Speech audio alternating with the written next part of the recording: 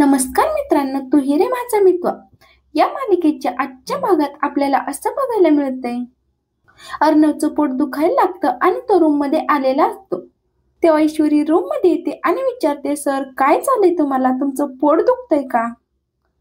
अर्णव म्हणतो, मग पोट दुखणार नाही तर काय होणार?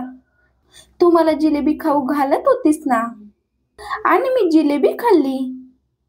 अगं तू थांबलीच नाहीस. अगं मला वाटलं एक दोन जिलेबी खाऊ घालशील आणि गप्प बसशील, पण तू तसं केलंच नाहीस. ईश्वरी म्हणते, मग तुम्ही मला सांगायचं ना, तुम्ही मला ओरडायचं, थांब म्हणायचं. अर्णव म्हणतो, आपलं ठरलंय ना, आता आपण घरच्यांसमोर हॅपी कपल असल्यासारखं दाखवायचं. ईश्वरी अर्णव सोबत भांडायला लागते. ईश्वरी म्हणते, भांडायला लागल्यानंतर पोट दुखायचं थांबलं का? अर्णवच्या चेहऱ्यावरती स्माईल येतं. ईश्वरी अर्णव दोघंही खळखळून हसू लागतात आणि एकमेकांना टाळी देत एकमेकांचा हातात कधी येतो त्यांनाच कळत नाही. अर्णव ईश्वरीकडे प्रेमाने बघत राहतो. अर्णव विचारतो, आपण हॅपी कपल आहोत हे दाखवण्यासाठी तू जिलेबी भरवलीस का? ईश्वरी म्हणते, तसं काहीच नाहीये. अर्णव म्हणतो, म्हणजे तू मनापासून भरवलीस ना? ईश्वरी म्हणते, आग्रह केला म्हणून. अर्णव म्हणतो, हो का, आग्रह केला म्हणून का? ईश्वरी लाजते आणि आतमध्ये निघून जाते.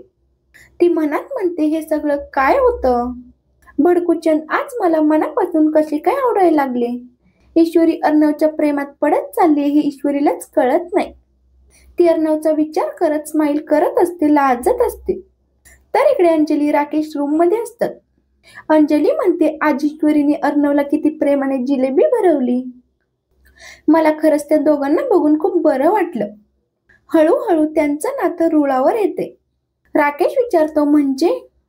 अंजली म्हणते, हो, ज्या प्रकारे त्यांचं लग्न झालं ना, त्यामुळे म्हणते मी. खरं तर आहे ना, मला आधीपासून वाटायचं ते दोघं एकमेकांसाठीच बनले. राकेश मनात विचार करतो आणि म्हणतो, जिलेबी त्याला जरी भरवल्या असत्या तरी इंदोरी जिलेबी माझी आहे. राकेश रागाच्या भरात पुस्तक फाडून टाकतो. अंजलीला ही गोष्ट खूपच ऑड वाटते. ती राकेशला म्हणते, हो हे काय? राकेश अंजलीकडे येतो आणि रागातच म्हणतो, मेड फॉर इच अदर वगैरे काहीच नसतं आणि जगात कुणीच एकमेकांसाठी बनलेलं नसतं.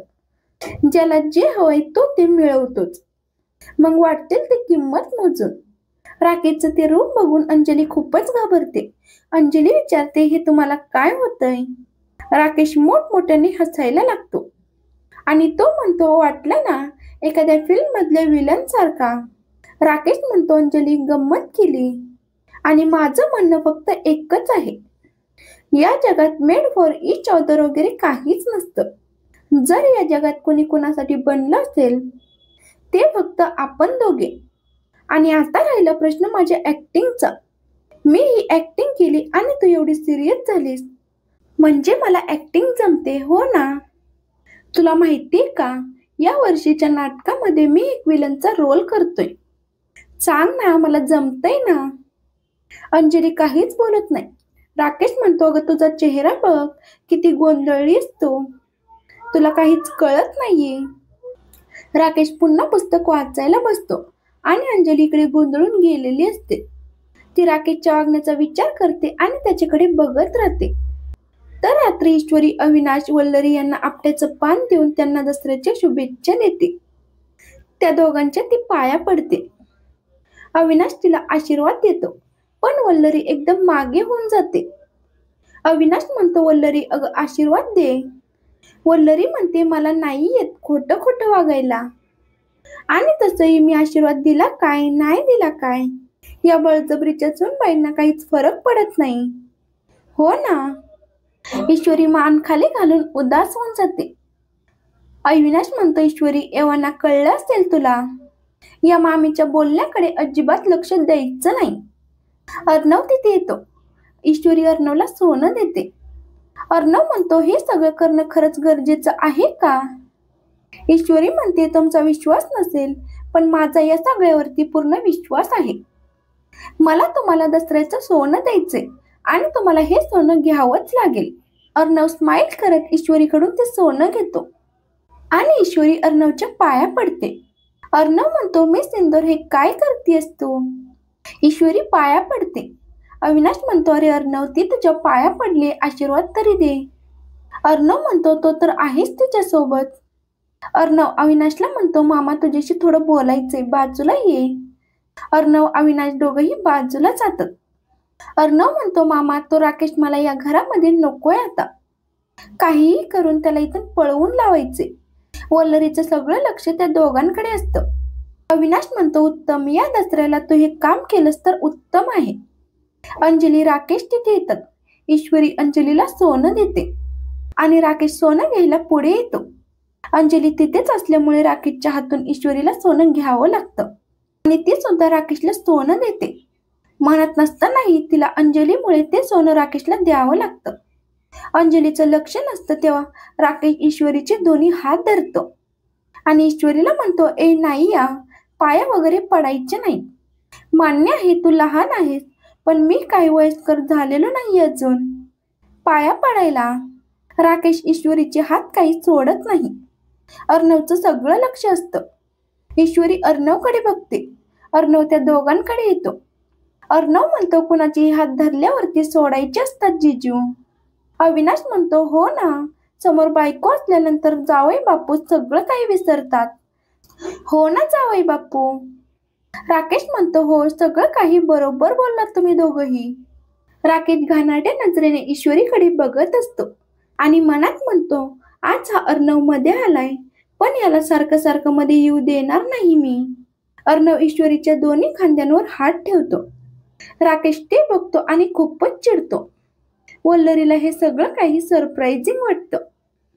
कालपर्यंत ईश्वरी अर्णव यांचं पटत नव्हतं आणि आज चक्क खांद्यावर हात. तिला काहीतरी गडबड वाटते.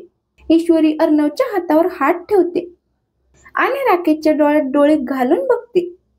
अर्णव म्हणतो, मी सिंदूर जावई असावं तर यांच्यासारखा. माझ्या ताईची हे खूप काळजी घेतात. राकेश म्हणतो, अर्णव अंजली सारखी बायको असताना काळजी तर घेणारच ना.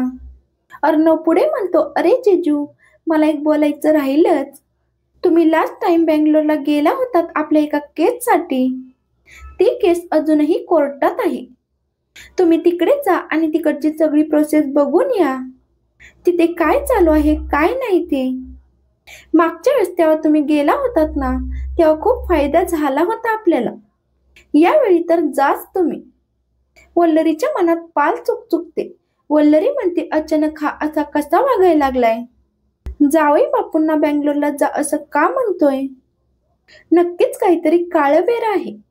तर आकाश त्या केसचा विचार करतो आणि म्हणतो, डॅड, मला माहितीये त्याप्रमाणे बघायला गेलं तर बेंगलोरच्या केसची तारीख अजून तरी नाहीये. मग तुम्ही जिजूंना काय जायला सांगताय? अर्णव म्हणतो, आकाश, अरे आत्ताच फोन आला होता. अर्जंटली तिथं जावं लागणार आहे. तुला जमणार नाही ना, नाहीतर मी तुलाच पाठवलं असतं. जिजू आज रात्रीचीच फ्लाईट बुक करतो, तुम्ही जाच तिथे. अविनाश म्हणतो, अरे बापरे, आज रात्रीची फ्लाईट आहे, म्हणजे आपल्याकडे जास्त वेळ नाहीये. अंजली, जात मध्ये त्यांना बॅग पॅक करायला मदत कर, त्यांना लगेच निघायचंय. राकेश खूपच भडकतो आणि राकेश म्हणतो, एक मिनिट मामा, मला नाही जमणार तिथे जायला. सॉरी, मी जरा स्पष्टच बोलतोय, पण मी आता अंजली सोबत जास्तीत जास्त वेळ घालवायचं ठरवले. मी सतत धावपळीत असतो, कामात असतो, बिझी असतो, त्यामुळे मला अंजलीला वेळ काही देता येत नाही आणि याचंच मला प्रचंड गिल्ट येते.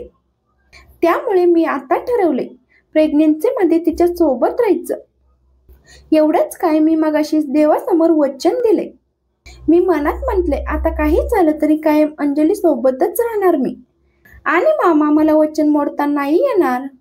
आणि अर्णव कसा आहे ना, तिकडचा जो लॉयर आहे ना, तो एकदम बेस्ट आहे, सगळं काही छान सांभाळतोय तो. अर्णव म्हणतो, जिजू, ही केस आपल्या कंपनीची होती, त्यामुळे असं वाटत होतं की आपल्या माणसाने कुणीतरी जावं आणि तो आपल्याच घरचा आहेस ना, म्हणून वाटलं. राकेश म्हणतो, हो बरोबर आहे तुझं, ठीक आहे मी जातो, पण एक नाही या 2 तिकीटं बुक कर. मी एकटा नाही जाणार तर माझ्या अंजलीला सोबत घेऊन जाणार. राकेश अर्णव ईश्वरी यांच्याकडे स्माइल करून बघतो आणि आपला आजचा भाग इथेच संपतो. तर मालिकेच्या पुढील भागात आपल्याला असं बघायला मिळतंय, पुढे गणपतीकडे येते आणि गणपतीला म्हणते, आमच्यामध्ये प्रेम नसेल तर नसू देत, पण एकमेकांची काळजी घेणारे दोस्त तर आम्ही होऊच शकतो. हे सगळं काही अर्णव ऐकत असतो, त्यामुळे अर्णवलाही खूप छान वाटतं.